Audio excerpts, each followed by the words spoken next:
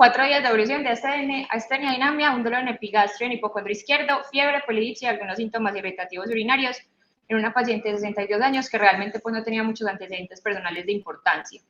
Al ingreso tenía una frecuencia cardíaca de 112, una presión arterial pues, en límites normales, una respiratoria de 17 y una saturación de 97%, pero al principio, a su llegada, pues no le tomaron temperatura. El examen físico solamente era llamativo pues la parte abdominal, en la que tenía un abdomen que era doloroso al epigastrio en hipocondrio izquierdo, y la nota del médico inicial reportaba que tenía signos de irritación peritoneal. Con esto entonces asumen que se trata de una ITU complicada, inician manejo analgésico, antibiótico con Astronam y laboratorios. Los laboratorios de ingreso entonces fue una hemoglobina de 12,8, no tenía leucocitosis, sí tenía pues como los leucocitos que tenía la gran mayoría eran neutrófilos, sin trombocitosis, una función renal preservada y una PCR francamente elevada, con un análisis que era patológico, lo cual pues le permitió a los médicos que estaban haciendo el manejo de la paciente pues como confirmar su hipótesis, pero por la persistencia del dolor abdominal y pues que ya era de mayor intensidad y la paciente ya se estaba desaturando, solicitaron entonces un TAC de abdomen contrastado.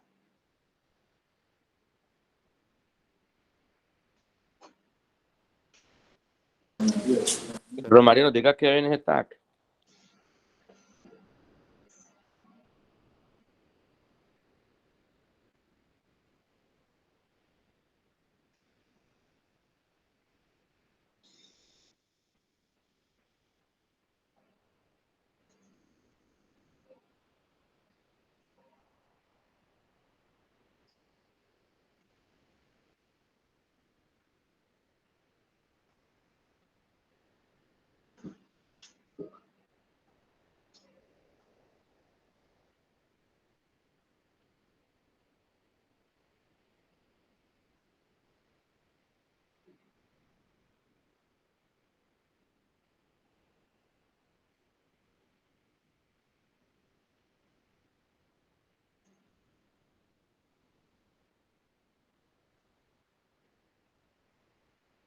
Listo, de arriba hacia abajo, un derrame pleural izquierdo libre, pero lo que más llama la atención es un aumento en una hepatosplenomegalia y mucho líquido libre periesplénico.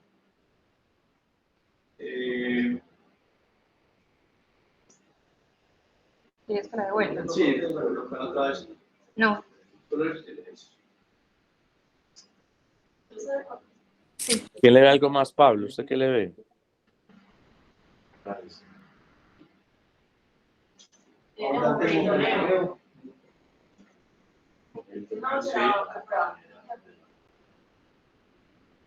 ¿Qué tiene en el segmento lateral?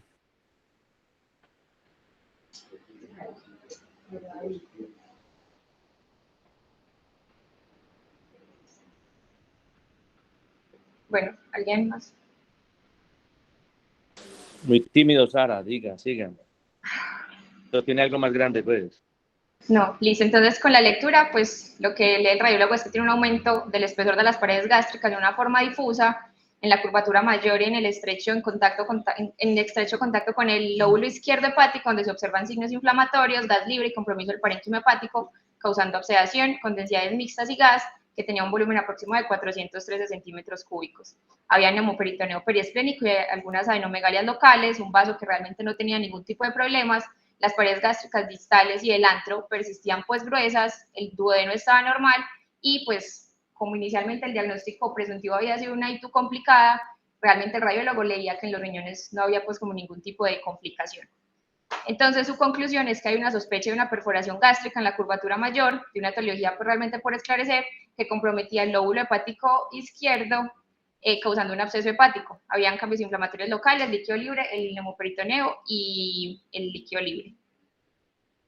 El paciente entonces con los hallazgos de la tomografía fue valorado por cirugía general lo encuentra con un dolor abdominal generalizado, con múltiples, pues ya había empezado con múltiples episodios eméticos y ya estaba taquicárdico, taquipneico, con distensión abdominal y con signos de irritación peritoneal, por lo que se programó para una laparotomía. En la laparotomía entonces se encontró un absceso hepático roto de cerca de 800 cc que comprometía casi la totalidad del lóbulo hepático izquierdo y que estaba parcialmente contenido con la curvatura menor del estómago. Había un gran proceso adherencial realmente pues como entre la curvatura menor del estómago, el vaso y el lóbulo hepático izquierdo, hubo una laceración del vaso durante la manipulación en la cirugía porque el tamaño del lóbulo hepático izquierdo era pues tan grande que la manipulación era difícil, entonces con la laceración del vaso y al no poder controlar pues el sangrado en cirugía, requirió una esplenectomía y realmente no se evidenció una perforación de víscera hueca, como lo que se pensaba inicialmente que era una perforación gástrica, haciendo una prueba pues de azul de metileno que fue negativa. Entonces el tema de hoy es absceso hepático. Realmente es una colección encapsulada del parénquima hepático que puede ser de origen bacteriano, amebiano o micótico. Las vías de acceso pueden ser diferentes por contigüidad, que es lo que generalmente pasa en los pacientes que desarrollan abscesos hepáticos secundarios a trauma, por diseminación biliar, que es la causa, como vamos a ver más adelante, más común, por vía a través de la arteria hepática con pacientes que cursan con bacteriemias y por vía portal por pacientes que tienen infecciones intraabdominales. Respecto a la epidemiología va a ser variable según el sitio del mundo donde pues leamos, entonces la incidencia en Estados Unidos es tan baja como el 2 al 3%, pero en Taiwán o por lo menos en India o en sitios donde las condiciones sanitarias son más regulares, la incidencia puede ser hasta 275 casos por 100.000 habitantes. La mortalidad en los años 1900 alcanzaba incluso hasta el 80%, pero la mortalidad actual en las series en las que más se han muerto los pacientes llega hasta el 40%. Los factores de riesgo, vamos a tener factores de riesgo para tener absceso hepático y para que el paciente se muera por absceso hepático. Vemos que hay algunos que son concomitantes, es decir, la cirrosis va a ser tanto para uno como para el otro, al igual que la diabetes mellitus. ¿Qué pasa en la diabetes? Que las alteraciones en el metabolismo de los neutrófilos, la quimiotaxis y la fagocitosis que está alterada, pues va a hacer que los pacientes no tengan un buen control de las infecciones con las que estén cruzando. En la cirrosis tiene un riesgo 15 veces mayor de desarrollar abscesos hepáticos, también por alteraciones en la inmunidad, y el uso crónico por más de 90 días de inhibidores de bomba de protones hace que el pH gástrico se altere y que haga pues más probable infecciones a través de esta vía. Respecto a la clasificación, entonces lo podemos clasificar, como les decía previamente, según los microorganismos que lo están causando, amebiano, micótico o bacteriano, o según su origen, si es un absceso relacionado con una malignidad hepática, si es un absceso relacionado con un procedimiento que realicé a mi paciente o infecciosa, como les decía. Hay algunas cosas que son comunes para estos tres grupos de pacientes. Entonces, respecto a los infecciosos, cerca del 50% de estos pacientes van a originar, pues, o van a traer su infección a través de las vías biliares. Va a depender pues del tipo de microorganismo. ¿A qué me refiero con esto? A que si vamos a hablar de los pacientes con absceso hepático amebiano, el principal microorganismo va a ser la entamoeba histolítica, pero si vamos a hablar de pacientes con abscesos de origen bacteriano, los principales gérmenes van a ser E. coli, Klebsiella, Proteus y las pseudomonas. Cerca del 55% de estos pacientes, si uno les hace un cultivo, pues en los pacientes que se pueden cultivar, van a tener infecciones polimicrobianas. Respecto a los pacientes que tienen un absceso hepático secundario a una malignidad, entonces vamos a ver que puede ser tanto por tumores primarios del hígado, por metástasis sobreinfectadas o por tumores que se necrosan y que se sobreinfectan. Incluso puede ser muchas veces la manifestación inicial de estos pacientes. ¿Qué quiere decir eso? Que el paciente no se queja ni de dolor, no se queja pues como de pérdida de peso, no tiene ningún antecedente relevante para desarrollar una neoplasia hepática. Lo primero es el absceso y ya cuando biopsiamos el paciente o cuando le tomamos las muestras, pues nos damos cuenta que lo que tiene es una necrosis sobreinfectada de una masa. Y también últimamente se ha visto muy asociado a procedimientos como las TAS o las ablaciones por radiofrecuencia, que son procedimientos que últimamente se están realizando para el manejo de los hepatocarcinomas. Y iatrogénicos, entonces también TAS o ablación, la inserción en los stent de la vía biliar en los pacientes, por ejemplo, que tienen algún tipo de neoplasia que genera obstrucción, o los pacientes que tienen coledocolitiasis y las esfinterotomías. Respecto al diagnóstico, realmente como la gran mayoría de las enfermedades infecciosas van a tener síntomas que van a ser comunes para todos. El paciente con absceso hepático casi siempre va a tener un malestar general, va a tener fiebre y va a tener dolor abdominal. La fiebre de estos pacientes es fiebre que es muy alta, que es realmente cuantificada y no son simplemente pues como picos febriles aislados, sino que es un paciente que todo el tiempo tiene fiebre. Y respecto a los laboratorios, igual que con las demás infecciones, pues vamos a tener leucocitosis, pero todos los pacientes van a tener elevación de reactantes de fase aguda, siendo un poco más específica la PCR que la velocidad de sedimentación. Entonces, cómo hacerlo por la clínica y por los laboratorios puede ser un poco pues, difícil o poco específico, entonces necesitamos siempre una imagen que nos confirme el diagnóstico, lo cual nos va a permitir hacer el diagnóstico en el 90% de los casos. Inicialmente, si es lo único que tenemos, podemos hacer una ecografía Sin embargo, el 14% de los pacientes van a tener unos falsos negativos en esta imagen. ¿Qué vemos? Es una imagen que es hipoecoica, con septos en su interior, como vemos acá, y puede tener o no gas, lo que le da pues diferentes grados de congenicidad, como pueden ver en la imagen. La tomografía, entonces, no siempre es necesaria, o sea, cuando uno tiene una clínica que es sugestiva, laboratorios que también le ayudan, y una ecografía en la que el radiólogo está convencido de que lo que nuestro paciente tiene es un absceso hepático, no tenemos por qué llevar a nuestro paciente una tomografía. Cuando quedan dudas, entonces lo ideal es llevar al paciente a TAC y hacerlo con medio de contraste intravenoso, y lo que se ve es una imagen de menor densidad respecto al parénquima hepático si se hace una tomografía simple. Si se hace una tomografía contrastada, como vemos acá, lo que hace es que tiene una pared que realza, los septos también van a realzar, y en algunos casos, entonces, según el microorganismo que esté causando la infección, podemos encontrar gas dentro de la lesión. Diagnósticos diferenciales hay muchos, y por eso es que muchas veces lo que necesitamos es una tomografía para aclarar el diagnóstico. Van a ser tumores, quistes hepáticos, materiales incluso hemostáticos, luego de colecistectomías, cuando dejamos pues como los diferentes tipos de hemostáticos que conocemos, granulomas, tuberculosis, bartonelosis o quistes hidatíricos. Entonces, respecto al tratamiento, sea que el paciente vaya a requerir o no drenaje, todos los pacientes van a requerir siempre tratamiento antibiótico. El cubrimiento inicialmente debe ser empírico, pero desde el principio debemos tratar de cubrir bacilos gram negativos, cocos gram positivos y anaerobios.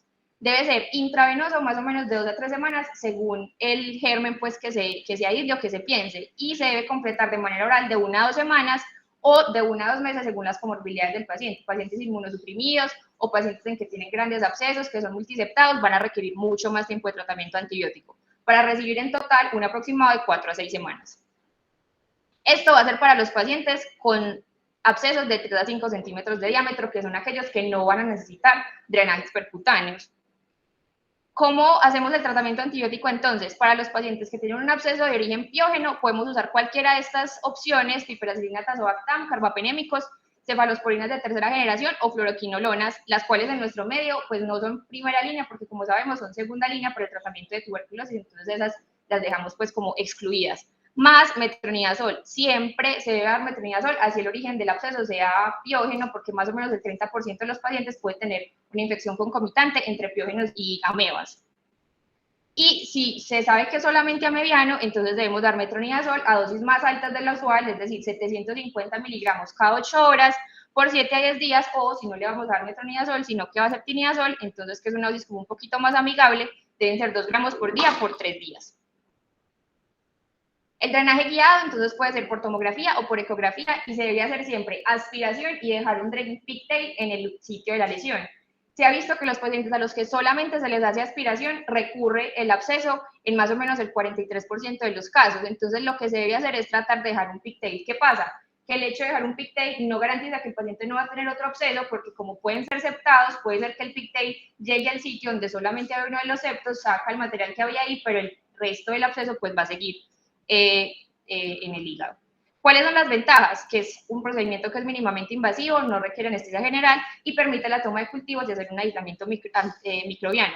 Sin embargo, las desventajas es que, como les decía, puede tener fallas en el tratamiento en el 36% de los casos, porque pueden ser multiloculados y porque el grado de viscosidad del material pues no va a permitir que lo saquemos en su totalidad. Esto se debe hacer para todos los abscesos mayores a 5 centímetros de diámetro. Y la cirugía entonces va a estar pues destinada solamente para los pacientes que cursen con ruptura o que tenga un difícil acceso percutáneo, que el paciente persista asintomático y que con el tratamiento antibiótico pues no hemos podido controlar. Realmente, si es una laparotomía o laparoscopia, va a depender pues del estado hemodinámico de nuestro paciente, y para esto no hay como unas guías pues específicas. Y las complicaciones entonces se presentan en cerca del 15% de los pacientes, y las principales van a ser la ruptura y las complicaciones extrahepáticas. Cerca del 6% de los pacientes presentan una ruptura espontánea de los abscesos, como fue el caso de nuestro paciente, que fue una ruptura pues que fue contenida, pero pues que finalmente se presentó, y es mucho más común en los pacientes que presentan infecciones por Klebsiella pneumoniae. Respecto a las complicaciones extrahepáticas, podemos tener endoftalmitis, embolismos sépticos pulmonares o en sistema nervioso central, derrames pleurales por irritación pues del diafragma y traslocación pues bacteriana a la pleura, y la pericarditis se presenta pues como por el mismo mecanismo del derrame pleural. Este es un algoritmo entonces: si tenemos un absceso hepático que está roto, se debe llevar a drenaje o a resección pues del segmento, y si es un absceso que es iatrogénico o que resulta de algún procedimiento quirúrgico y es menor de 3 centímetros, pues entonces solamente va a necesitar tratamiento antibiótico y si no mejora, pues entonces percutáneo. Si el tamaño es de 3 a 5 centímetros y es uniloculado, entonces lo llevamos a drenaje percutáneo, y si es multiloculado lo podemos llevar a drenaje quirúrgico, o en algunos casos hemos visto, pues como algunos hemos visto, que en radiología pues les ponen como 2 drenes según donde vean pues como el mayor volumen del absceso. Eso era todo.